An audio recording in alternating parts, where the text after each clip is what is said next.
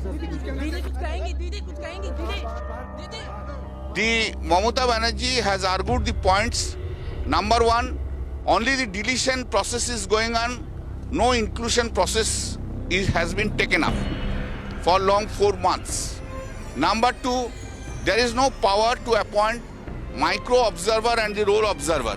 अगर internal strategy सब आपको पब्लिकली बता दिया, just because I want to be in the limelight, this is not how we act or how we operate.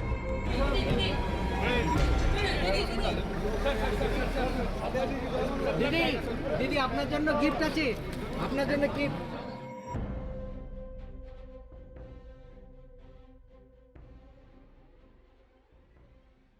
नमस्कार, आप देख रहे हैं द रेड माइक। मैं हूं मिलन शर्मा। इस देश में क्या आप न्याय की अपेक्षा कर सकते हैं जहां एक राज्य के मुख्यमंत्री को खुद सुप्रीम कोर्ट में जाकर अर्जी लगानी पड़ रही है? ममता बनर्जी आज उच्च न्यायालय पहुंची और उन्होंने खुद एक लॉयर की तरह कोशिश की है कि पश्चिम बंगाल में जो एसआईआर का रिवीजन हो रहा है उस पर सुप्रीम कोर्ट को बताया जाए और अपनी बात रखी जाए। उनका कहना है कि 6 से ज़्यादा बार उन्होंने उच्च न्यायालय को बताया, पत्र लिखा है चुनाव आयोग को, लेकिन चुनाव आयोग की तरफ से कोई ढंग का जवाब उन्हें नहीं मिल पाया है। और ये जो पूरी प्रक्रिया है एसआईआर की, इसमें 58 लाख जो लोग हैं वो वोटर की सूची से निकाल दिए गए हैं। और देखिए, बहुत बड़ी विडंबना है क्योंकि ऐसा इतिहास में पहली बार हो रहा है कि किसी राज्य के मुख्यमंत्री को खुद आकर सुप्रीम कोर्ट में अर्जी लगानी पड़ रही है। ममता बनर्जी खुद भी लॉ पढ़ चुकी हैं, लॉ की स्टूडेंट रह चुकी हैं और वकालत की है। उन्होंने 2003 में कभी प्रैक्टिस भी की थी, लेकिन इतने सालों बाद ममता बनर्जी को खुद चलकर सुप्रीम कोर्ट का दरवाज़ा क्यों खटखटाना पड़ रहा है? तो इसको समझिए। जो एसआईआर इंटेंसिव रिवीजन एक्सरसाइज चल रही है पश्चिम बंगाल में इस वक्त, उसमें 58 लाख वोटर सूची से निकाल दिए गए हैं। ममता बनर्जी का सीधा सीधा निशाना इलेक्शन कमीशन पर था, जिनको उन्होंने व्हाट्सएप कमीशन बताया। क्यों? क्योंकि माइक्रो ऑब्जर्वर्स नियुक्त किए गए हैं चुनाव आयोग की तरफ से और वो ये कह रहे हैं कि ये माइक्रो ऑब्जर्वर्स बीएलओस को सुपरसीड करके अपने ही लेवल पर जाकर नाम काट देते हैं। अब बताइए, नाम क्यों कट रहे हैं? उस पर भी ममता बनर्जी ने बताया कि अगर एक महिला शादी करके अपना सरनेम चेंज कर रही है तो उनके भी नाम का मिलान नहीं कर पा रहे हैं और उनका नाम हटा दिया जा रहा है। कई जगह में उन्होंने ये भी कहा कि 100 से ज़्यादा बीएलओज ने अपनी जान गंवा दी है। इतना ज़्यादा प्रेशर है क्योंकि ये एक्सरसाइज जो 2 साल तक चलनी चाहिए, 3 महीने में आनन फानन में जल्दबाजी में ख़त्म की जा रही है क्योंकि पश्चिम बंगाल में चुनाव होने वाले हैं। और वो कह रही हैं कि बंद दरवाज़ों के पीछे न्याय रो रहा है। ये रविंद्रनाथ टैगोर की एक लाइन है जिसमें से उन्होंने कोट किया है सुप्रीम कोर्ट में, क्योंकि उन्हें न्याय नहीं मिल रहा है। अपनी बात रखते हुए उन्होंने चीफ जस्टिस ऑफ इंडिया के सामने ये भी कहा कि मैं एक आम आदमी हूँ, मैं कोई बहुत इम्पॉर्टेंट इंसान नहीं हूँ, मुझे अपनी पार्टी के लिए लड़ना है और इसीलिए मैं आज आपके सामने खड़ी हूँ।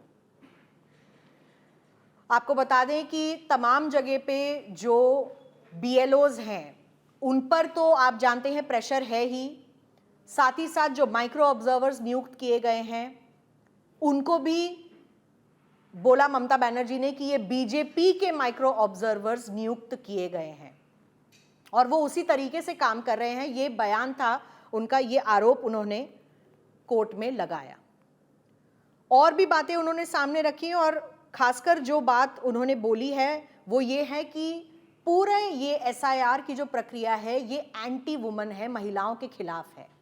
जैसा कि मैंने आपको समझाया, अगर एक महिला शादी करके अपना सरनेम बदल रही है तो उसके भी नाम का मिलान करना मुश्किल पड़ रहा है चुनाव आयोग को। उन्होंने उच्च न्यायालय के सामने धन्यवाद भी दिया कि आधार को अब स्वीकार किया जा रहा है एज अ डॉक्यूमेंट। ये सुप्रीम कोर्ट की वजह से है। छोटी छोटी स्पेलिंग की गलतियों की वजह से भी पश्चिम बंगाल में लोगों के नाम काट दिए जा रहे हैं, ये भी उन्होंने कोर्ट में कहा है। और पूरी जो सूची है वो कभी बांग्ला में लिखी गई थी, उसका इंग्लिश ट्रांसलेशन किया गया है और उसमें भी माइनर स्पेलिंग मिस्टेक्स की वजह से नाम काट दिए जा रहे हैं। अब ममता बनर्जी का यही कहना है कि ये जो पूरी एसआईआर की प्रक्रिया है ये सिर्फ नाम हटाने की प्रक्रिया है, ये नाम जोड़ने की प्रक्रिया नहीं है और इसीलिए उच्च न्यायालय को इस पे कुछ करना चाहिए, इसे रोकना चाहिए और इसका संज्ञान लेना चाहिए। बेंच की तरफ से इस पूरे मामले पर नोटिस दिया गया है, सेंटर को भी नोटिस दिया गया है और बताया गया है कि पूरी हियरिंग के दौरान कोई और बाकी पेटिशंस भी हैं जो इस मामले में सामने आए हैं। इलेक्शन कमीशन ऑफ इंडिया भी उस मामले को देखेगा और साथ ही साथ सुप्रीम कोर्ट इलेक्शन कमीशन से भी इस मामले पे पूछेगी कि केस के क्या मेरिट्स हैं और जो रिट पिटिशन है वो भी इस पिटिशन के साथ क्लब की जाएगी, ऐसा सुप्रीम कोर्ट की तरफ से बताया जा रहा है। और सबसे अहम बात यह है कि chief justice of India Suryakant ji ने कहा है कि हमें इस मामले में एक प्रैक्टिकल सल्यूशन ढूंढना ही पड़ेगा। उन्होंने ग्रुप बी ऑफिसर्स की सूची भी मांगी है और तमाम तरीके से ये जो एसआईआर की एक्सरसाइज है इसको लेकर ममता बनर्जी ने अपने आखिरी सबमिशन में उन्होंने कहा, माय लास्ट सबमिशन, यही उन्होंने दोहराया कि क्योंकि 58 लाख वोटर्स डिलीट कर दिए गए हैं, वो अपील भी नहीं कर पा रहे हैं फॉर्म 6 को लेकर, तो उनका सीधा निशाना चुनाव आयोग, जिसको उन्होंने व्हाट्सएप यूनिवर्सिटी कहा, उन्होंने कहा कि ये बंगाल को टारगेट करने के लिए किया जा रहा है, ये बंगाल के लोगों को टारगेट करने के लिए किया जा रहा है और इसीलिए उन्होंने सिर्फ बंगाल में माइक्रो ऑब्जर्वर्स नियुक्त किए। और ऐसा क्यों हुआ?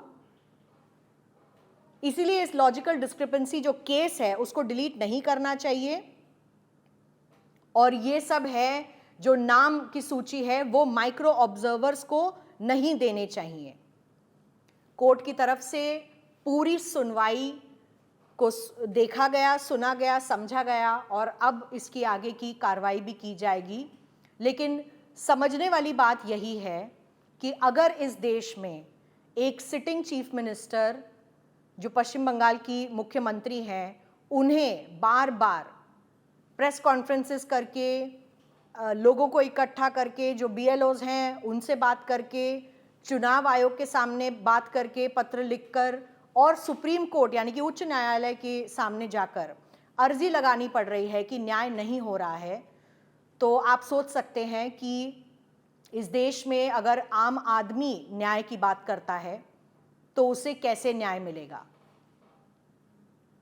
ममता बनर्जी लगातार ये बात उठाती आई हैं और क्योंकि पश्चिम बंगाल में चुनाव होने ही वाले हैं, ये मुद्दा यहाँ थमता नहीं। इस मुद्दे पर द रेड माइक की नजर रहेगी। Today, the writ petition filed by Mamata Banerjee was taken up for hearing, and Mamata Banerjee has argued her case. Few points have been argued, and the Honorable Court observed that if required, more time will be given to her to argue her matters. And one observation is important, that the Honorable Court has said to Mamata Banerjee that two important points have been taken in the petition itself that's needed to be considered and decided. The Mamata Banerjee has argued the points. Number one, only the deletion process is going on, no inclusion process has been taken up for long 4 months. Number two, there is no power to appoint micro observer and the role observer. And the role observers are, they are not subdivisional magistrate level rank. They are coming from Coal India, RBI, etc., etc. And all that micro observers have been brought from the BJP states and argued that only in the 2 or 3 states where non-BJP is there, this is the process hurriedly is going on. But in the BJP state, the process has not been commenced, like Assam, North India, these cases. So far the logical discrepancies concerned, she has said that very minor mistake, that has also been taken very seriously. Example given, father's name was Khan. Now this time they have printed Khan. So whose mistake it is? Court has given the example. Datta, D-U-T-T-A, Datta, D-A-T-T-A, Datta. Bandopadhyay, Banerjee. Court has given the example. Bipul, B-I-P-U-L. In Bengali it is Bipul, B-I-P-U-L. How these mistakes can be how they can be disqualified for that?